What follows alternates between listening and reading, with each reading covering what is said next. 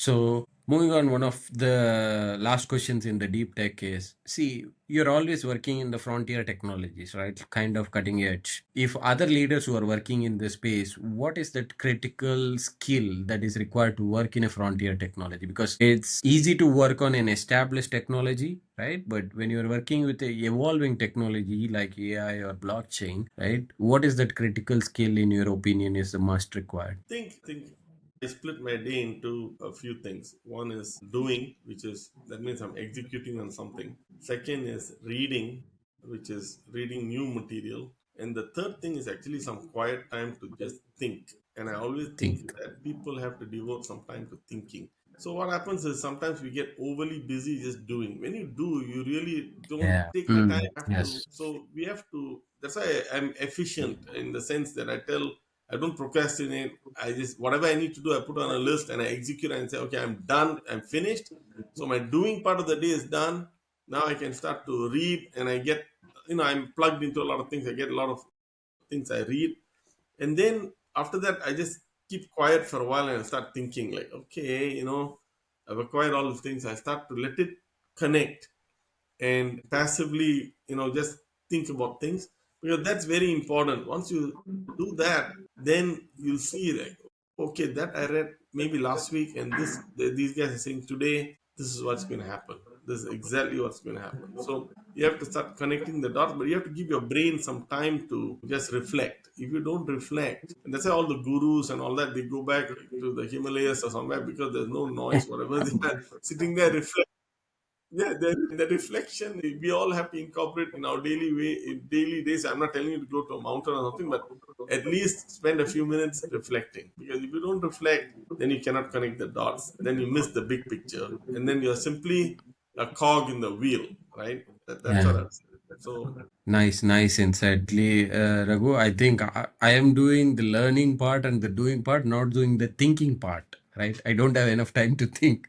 Probably I need to allocate some there, but interesting insight. Definitely a point of, learning for me there. And moving out from the deep tech, I just want to touch base on your leadership philosophy. Raghu, you have time, right? Is it yeah, okay?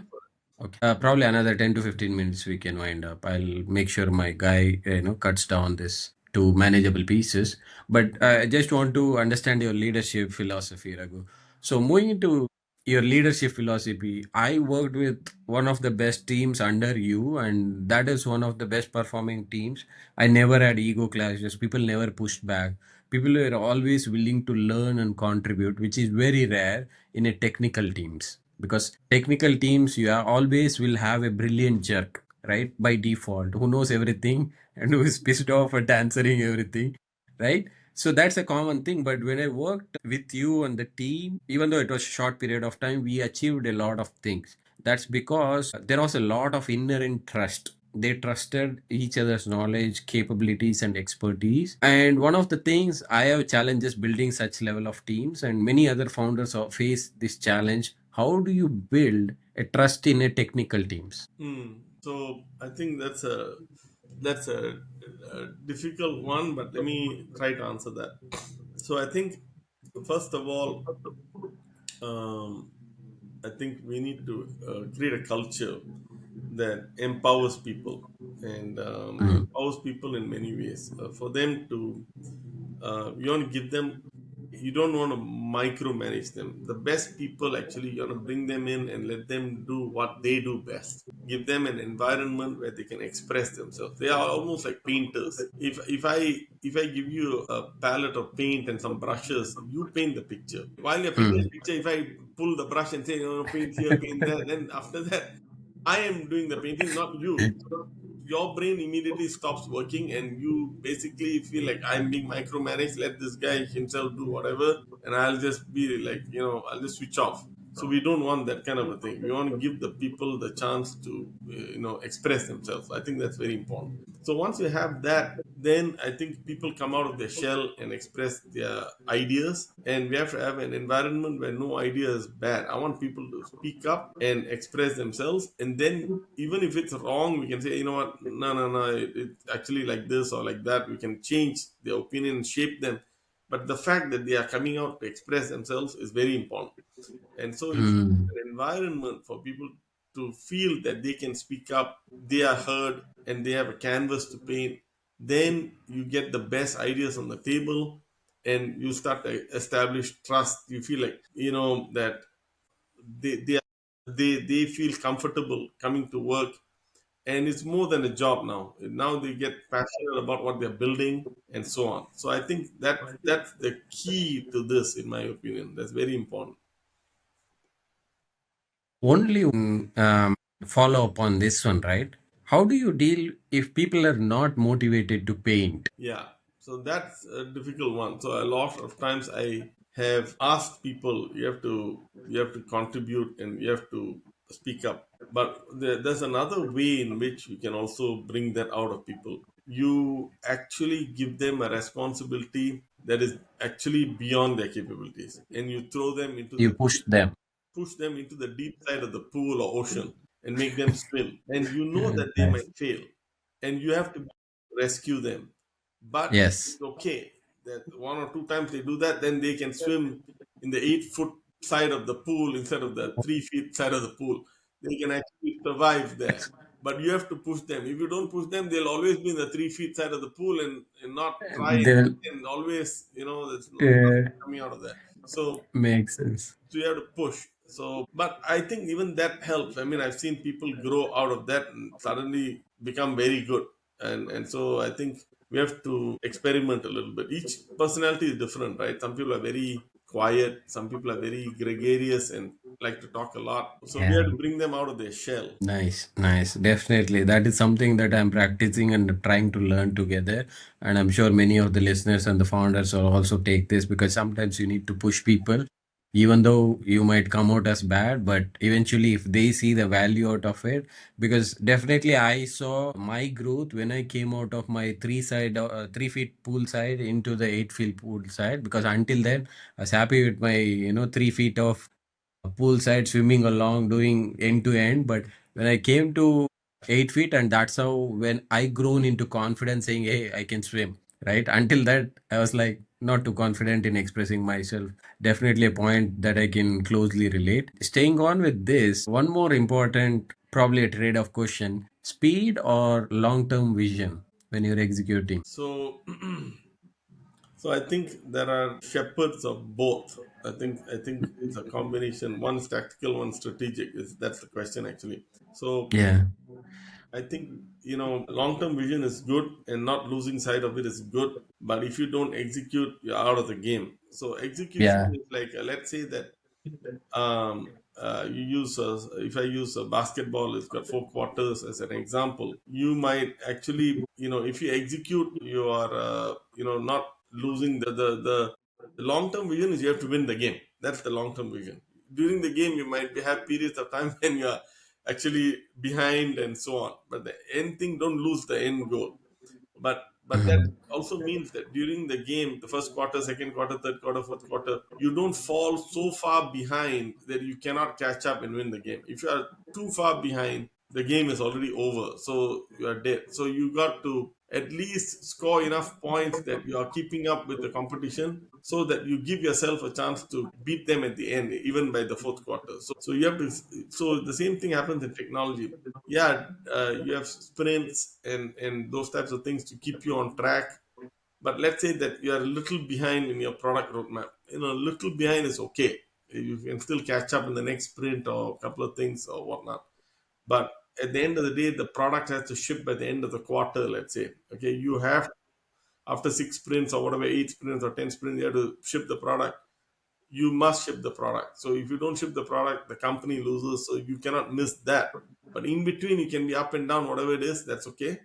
But you have to keep up. You have to produce enough quantum of work that you cannot fall so far behind that, there are many companies who shipped late. They had the product, but they shipped late and lost the war. Completely lost the war. It's okay to lose a battle or two, but don't lose the war. So shipping product on time is very, very critical for tech companies. Very important. nice, nice. Definitely something that I need to make note of because I'm building something. It's going to take forever for me to. get it right. Probably my expectations are too high. I'll take into consideration, we set a due date by Jan. Let's hope we have at least something materialistic that we can sell, because even if you build 100 features, at least you need to go with one or two to the market and see whether it's accepted, right? And that's what we are trying to. See, Yeah. the one thing about software, especially, or even technology as a whole, there's a saying Microsoft only gets it right in version 3. But then that does not mean they did not ship version 1 and 2. And so the Yeah. first couple of versions, even if it didn't sell or it wasn't great, they learned something from it. And then they're incorporating the learning into the third version, which is now market ready. So their product market fit actually only hits in version 3. Version 1 and 2 are almost like experimental down to get to that point. So it's Nice. important to ship and have something out there rather than completely have nothing. And I'll give you an example of a company called Borland. So Borland was quite big in the late 80s, early 90s. They made C++ compilers. In fact, they were ahead of Microsoft. They actually were trying to get the next one of those releases, which was very important. They delayed it, and when they delayed it by 6 months, Microsoft introduced Visual C++ at that time, took over the market, and never looked back. Because after that, Borland actually, after a few years, went out of business and completely out of the market because they ship late. So Yeah. there are many such cases where you cannot miss the shipping. You gotta go and make an appearance, capture mind share, and then the tech industry is very forgiving because they already expect version 2, 3, 4, 5. You can incrementally do, so it's okay. It's not like one time and done. You can Yeah. do many versions, you have many chances, but ship the first one quickly. That's the main thing. I can just a picture came out to my mind. It's like you're already sailing on a boat. You have to build a ship before it sinks, right? Patch the holes, build on top of it, build it wider, build it taller. You just have to build it as you sail through the seas. That is what I think most companies are doing. Yeah, Yeah, you have to. Yeah, interesting insight. very very critical. Coming back to point, long term is very important, but short term you get to have some quick wins. If not, you're out of the game. Yeah, equally important both are. So moving away from, let's say, the philosophy of leadership into the future, right? I know you guys have already positioned yourselves at Synergetics as futuristic agentic economy, agentic society. But if you want future tech leaders, what skills do they need to deal with these evolving tech? So I think, when I say, in any industry, I think we need to have a full complement of skills. That's very important. So I think in the leadership role in technology, you need to know. Obviously, it's good to know as much tech itself. So think how things are built and all that. That's important. Second, you need to know product management, how to lay out the roadmap and the vision and things like that. That's very important. But equally important are marketing, finance, administration. I think people tend to pay less attention to that, and also sales. So those are four So, functions which are the softer functions, but you need to know that. There are many businesses we have seen, even established businesses, who have failed because of poor governance on the financial side. Got fraud, got this, got that. Big businesses have gone under due to that. So you cannot not pay attention to that. So you need to have proper governance, administration, finance. I think those are very important, because my dad used to tell me, when he was very young, he used to run restaurants, and he said, at the end of the day, in a restaurant, you need to make sure the cook is not selling things out of the kitchen and the back door, and you also need to make sure that you have to collect the money. In Indian restaurants, they have that's the it. cash register in the front of the Friends. restaurant, right?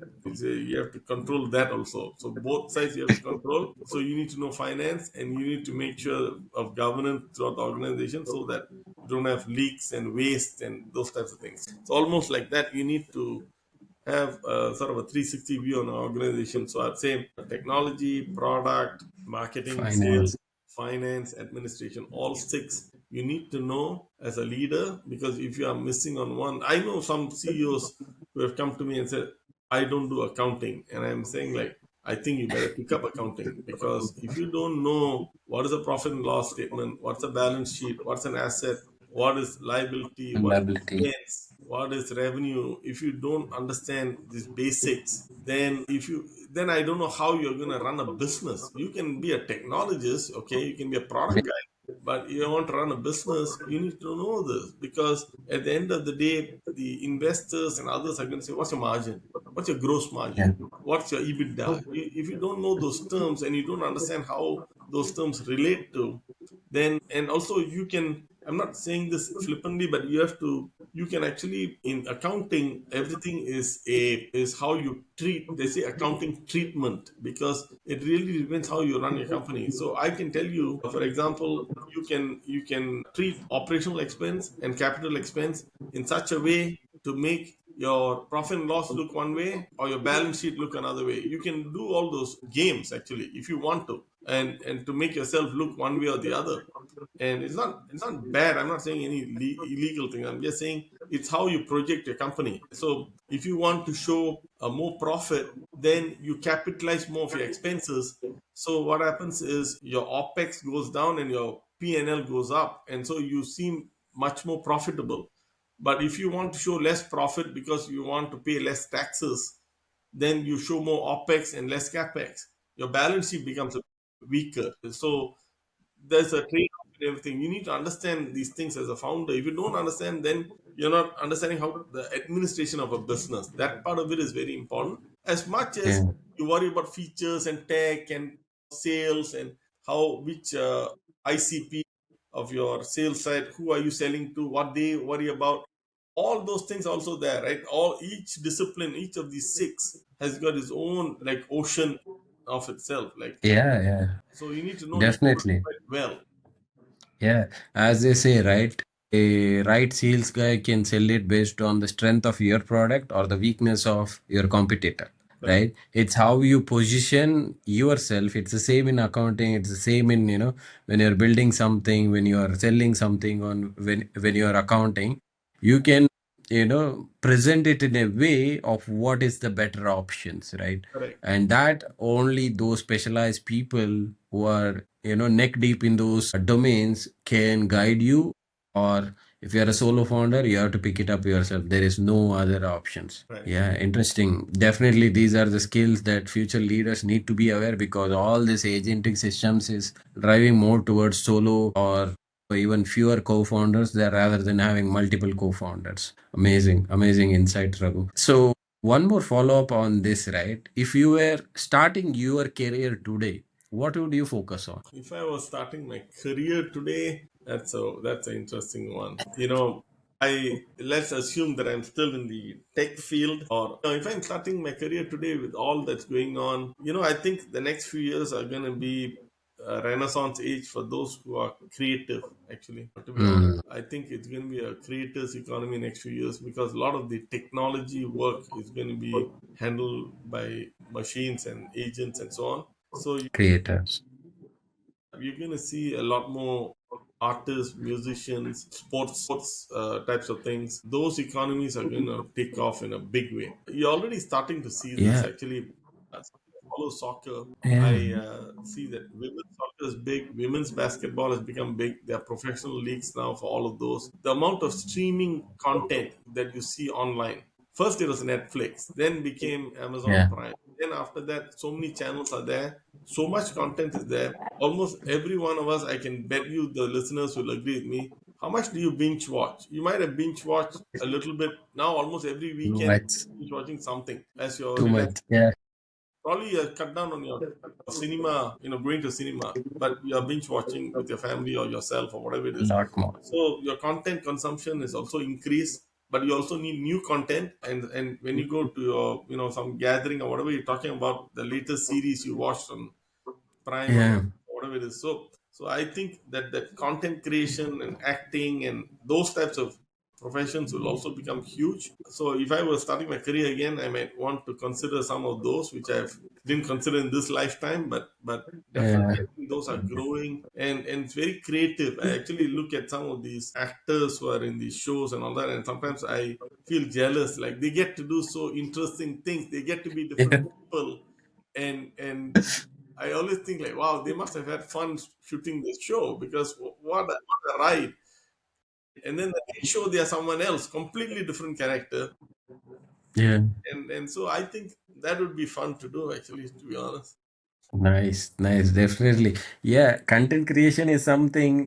One thing I remember, Raghu, when we were working together, you mentioned the innovation cycle is getting smaller. I think we are seeing it as it happens, but I think what you mentioned about, creating contents, audio, visual contents, this is also becoming shorter because more and more people are utilizing these technologies to build this content, right? And yeah, definitely. The creative touch still requires that human creativity and the spark of thinking, right? And definitely that's an evergreen field. And there is a lot of, as you said, dimensions to it. One person can act as a different thing. One song can be composed in a multiple ways. One animated video can be, rerun on a various versions. So definitely interesting insight, Yeah. And I've seen a lot of animations have picked up in the past, VFX and animations, these editings, these are all require a specific skill sets, and I've not seen anything being touched by AI as threatening their creative or their freedom of expression in these art fields. I also think the gaming market is going to explode. I mean, not that it's Yeah. not big right now, but I think there's going to be gaming, professional gamers competing with one another. Prediction leagues, we're already seeing that coming about. Yeah. I think all of those, because you see, people have to work at the end of the day. AI is doing whatnot. People have to work, and so there's going to be new professions, new types of creative endeavors that are going to kick off. Even I was just watching the one NBA game last week, and they were asking the NBA commissioner, "What are you going to do?" They're trying to spin up NBA in Europe, for example. So NBA, which was very focused on America, I think the 28 teams or whatever it is in America, they're going to start expanding, and they're going to be European NBA or something like that. And most likely they'll have the Europe versus US playoff or something. Who knows? This is also a form of entertainment. Sports is a form of entertainment. Yeah. I think that market is going to expand tremendously. I think people Yeah. need other ways to Yeah. enjoy themselves, because AI is doing all the mundane work. They'll do all these kinds of other work. Yeah, definitely. Because see, IPL is big in India and also, in the cricket world, right? But when I was surprised that South Africa has a Super Kings team, right? US has a, New York Mumbai Indians or something, right? It was surprising because we are all thinking, hey, IPL is growing big here, but not only vertical, they're growing horizontal. Now they are in South Africa, now they are in US, they have their own leagues. And the same with women's NBA. Here they have started Women's Premier League. Sports is going through that globalization wave, if we call it, right, similar to the IT, where they're spreading their wings and taking NBA to the eastwards or taking cricket to the west side of things. And yeah, it's an amazing time in those fields where you see that the it's kind of what they call the wave of sports is hitting different continents at various spaces. I was surprised when I opened a South African T10 league and I saw Super Kings there, right? And I was like, what? And it's the same owners. It's the business that is expanding, but the benefit of it is, you see that globalization of sports, that's entertainment, that's creation that's happening.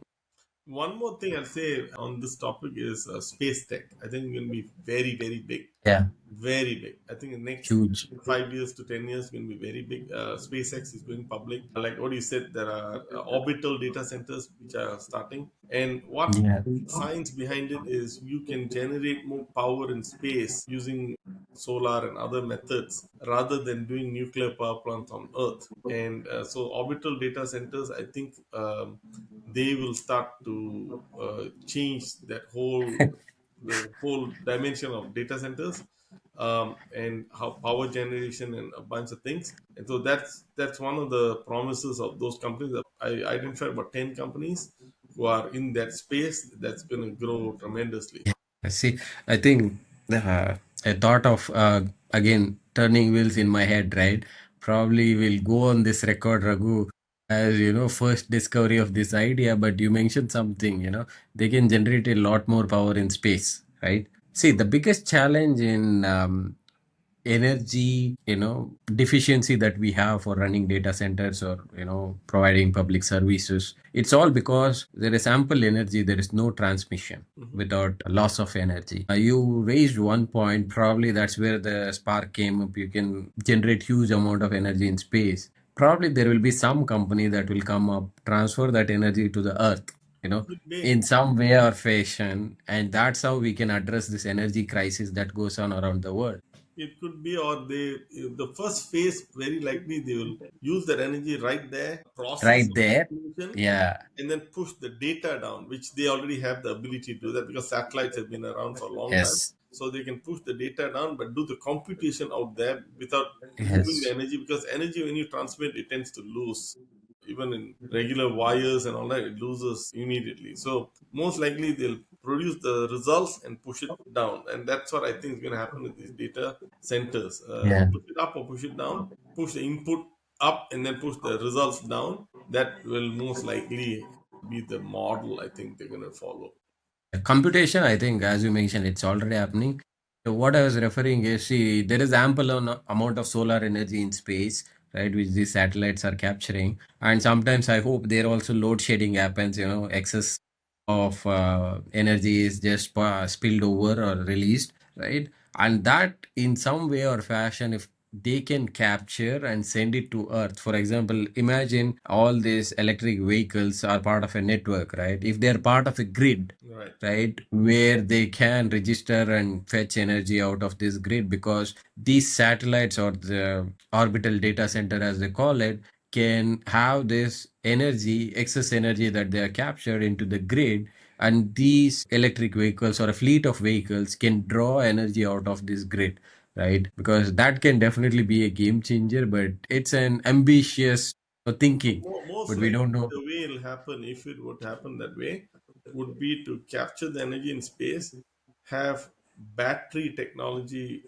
like batteries created, and then you Yeah. use vehicles to transport those batteries down very quickly. But that we have to figure out the cost of transportation. Yes. Is it more to do Covers. with the power itself, which is stored? Yeah. How much are you going to store and so on? Actually, there's a funny article from Elon Musk. He actually posts a lot about it because I think he's in the midst of trying to set up these orbital data centers. He said the amount of nuclear fission or fusion, I think I'm going to misspeak this, but that happens on the sun is so tremendous that you can take the whole planet of Jupiter and blow it up, and it won't produce enough energy than what the sun produces in one day. I Sunburst. think he just posted it Wow. a few days ago. So he said, "What are you talking about creating nuclear power plants in Earth? This is waste of time." And so he was immediately has gone to the next step, which is I think he's going to Yeah. harness solar in a different way, and apparently it's easier to get it in space. But again, I'm talking out of my realm of expertise, so whatever I'm talking might be a bit off. But this is what I've been reading, and I'm feeling that this orbital data centers are going to be coming up very soon, 1 2 years from now, Yeah. 1 2 years, I, not th- very I far. think, see, one of the biggest success of this, let's say, energy transmission from space to Earth or this orbital or space data centers will only succeed if the commercial space transportation evolves. Because with the current cost, it's a huge investment for anybody even to set up. Most of the people are being gate kept of building a space data center or orbital data centers, or even experiment on transporting energy, as you said, package it as a batteries, ship it down to earth, right? Because of the cost, because the commercial cost of shipping something or taking something out of the orbit is huge, and many companies just stay out of it. But I'll tell you one thing: this Elon has created Starlink, right? Starlink is Yeah. already in place. So in America, for example, I don't need to get it through my cable provider. My Yeah. internet Yeah. I get through cable provider, but I can get through Starlink. Now, Starlink cost is quite very competitive, almost the same price as my cable internet. AT&T and other Yeah, providers. exactly. So I was telling my wife maybe at some point we should switch to Starlink. Now, why I mentioned that is the up and downstream data is Yeah. already there now in place. Okay. Now imagine if I create my global data center in addition to Starlink. So what happens is I have the ability to do up and down link to Starlink, and Starlink connects to the data center. Data center does the compute. The compute gets the power from sun, and then Yes. ships back the data through Starlink. So Starlink Yeah. transport mechanism to Earth to space is already there. Now all I need to put is some global, what do you call it, data centers around the Starlink constellations that are around the world. Wherever Starlink is there, you put the data center next to it. So then you can immediately ship the data back and forth. That's how they're going to do Yes. it. Very likely that's how they're going to do it. Yeah, it's like orbital centers and global, inland base stations call it, Correct. right, in the telecom, right? Next to their base centers, they can have these data centers for the data uplink and downlinks. Correct. Yeah, That's what they're doing. amazing, But that amazing. area, that So, area is going to be. yeah, yeah, interesting insights, Raghu. Probably we can go on and on, but with respect to time, I'll just come to the closing statements. But just want to know more personal things about you. One leadership habit you practice and preach and swear by. um, Time management, the most important. Time? Time management. Time management. Yeah, definitely. Because if we only get 24 hours in a day and you also need to sleep in between.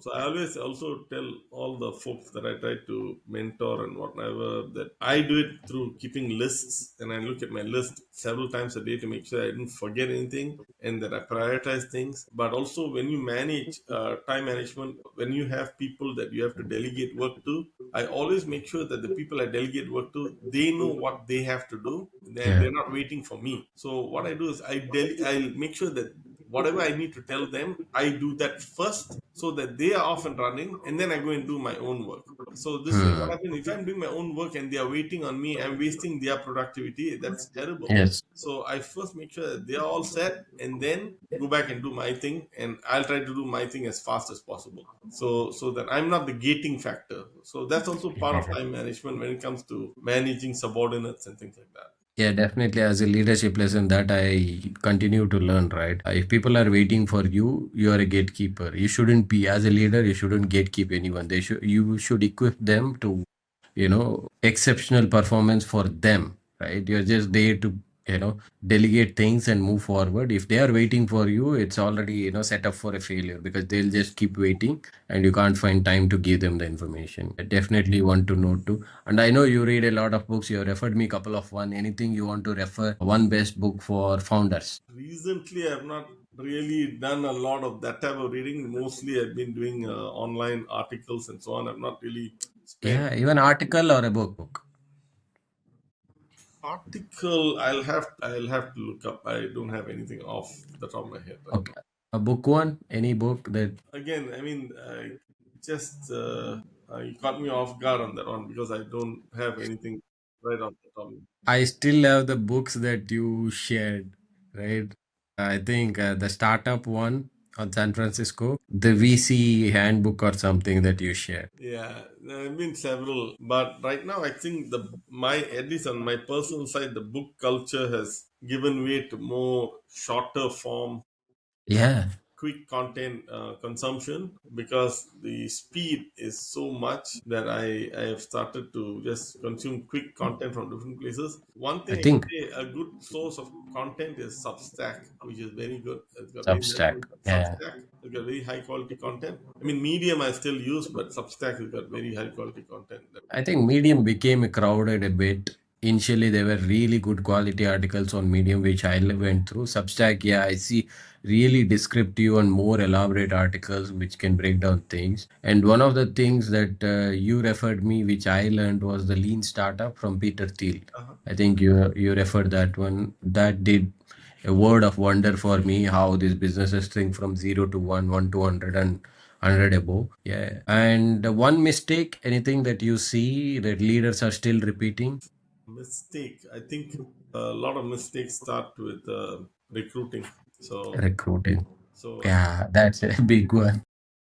recruiting is I think if you recruit the wrong person then you're stuck, and Yeah. it's hard to repair that problem. So I'm spending more time even improving our own recruiting practices by providing tests and really making sure that we get the right person They so know. that Yeah. we reduce the headache later down the line. So I think recruiting is need to tighten up. So Nice. And since you're building an AI company, right? AI is a threat or a superpower? I think in the long run it'll be a superpower. I think the Yeah, threat aspect is actually, I don't agree with Sam Altman. I don't agree with a lot of people who saying AGI is here and all that. They're totally underestimating human knowledge. intelligence, Human intelligence came out from tens of years uh, of evolution. and I was just talking to a friend the other day, and I said, even a baby just born has got intelligence that we don't recognize, but it's got a lot of Yeah. intelligence. Just born, Yes. just like just let's say even a week old, it's got a lot of intelligence. A machine, I don't think, has got that same level of intelligence. Even it comes, even if you take LLM and put it in, I mean, it's got knowledge intelligence, but it doesn't have emotional intelligence. It does not have Curiosity. moral intelligence, curiosity, perception. It doesn't have a lot of things. And so, for it to get to all of that, and also human intelligence has got many gradations. Is, for example, if you're a doctor, you're talking to a patient, and their loved one has got some serious illness. You're not going to say, you got 1 month to live. You'll probably say, you know what, it's a bad condition. It could, we think, you might say you have got 1 year to live, or 2 years to live, as opposed to saying like 1 month to live. You might sugarcoat things because Yeah. you want to give hope, and hope can translate. A lot of times we've seen 1 month doesn't become 1 month. Some people live for even 1 year, 10 years even after the doctor said 1 year, because I've seen cases myself. So where one of my neighbors was saying a doctor gave me only 1 year, and then the guy lived for 4 5 years. And that's Okay. because you have to give people hope, and hope can translate into actually the body renewing itself and giving a little bit more lease of life and things like that. So you have to sugar Mm. things. Or if your kid does poorly in school for one exam, you don't go and really crush their spirit. You want to give them, say, okay, this one time just figure out what you did wrong, but next time we'll get it. Will you encourage them so they Yeah. do better? It's not, life is not one exam. It's not one test. It's many things you have to jump through. So you want to give hope. So what happens is, in intelligence, you use a lot of judgment in terms of how you talk to people, how you have got some emotional intelligence, and so on. I think machines are a long way from all of those types of sort of like gray areas of how humans treat one another and so on. I think machines are still not there yet. It's quite hard to quantify, and I think it may catch up. I'm not saying in 5 years, 10 years, 15 years we won't be there, but today I wouldn't say it's a complete threat. I think we can use it as a superpower, like what he said. I don't think it's at the risk of humans being replaced. I think definitely agree with you because superpower or not, AI is a tool. Whether you use it for a good, it becomes a superpower. If you use it for bad, it becomes a threat. It's how companies or people tend to use it because that's what eventually matters. And there will be people on the both side of things. It's just a matter of time to see which comes up on top. But this has been an incredible insight. Just some closing notes, but definitely insightful conversation. And thank you for sharing your successes, not only success, but also thinking trade offs and the lessons for leadership. I hope whoever is listening and all the listeners get a practical insight into what makes that truly takes the lead to team in rapid technological changes. But this is such a time where you need all the help you can get as leaders because technology is outpacing most people's learning abilities and the time to learn, right? Definitely all these leaders needs some time to sit back and think, including me, right? Yeah, wonderful, Raghu. From your side, any closing thoughts? No, thanks for having me today. It was a very interesting set of questions, and some which I had to think through a lot myself. Yeah. But thanks for having me today. Yeah, I tend to, keep what you guys are building. You guys are building a lot, but I want to know more about as a person and also the experience that you have accumulated over past decades, right? Because definitely I entered the IT era when JBoss, WebLogic, and WebSphere were the thing, right? So now I see what is behind, what was behind. right? The Oracle business logic being part of a Oracle function is mind blowing to me. Like, how could anyone do that, right? So now it all makes sense. It's part of an evolution. It doesn't come, straight model view controller architecture or serverless functions or microservices.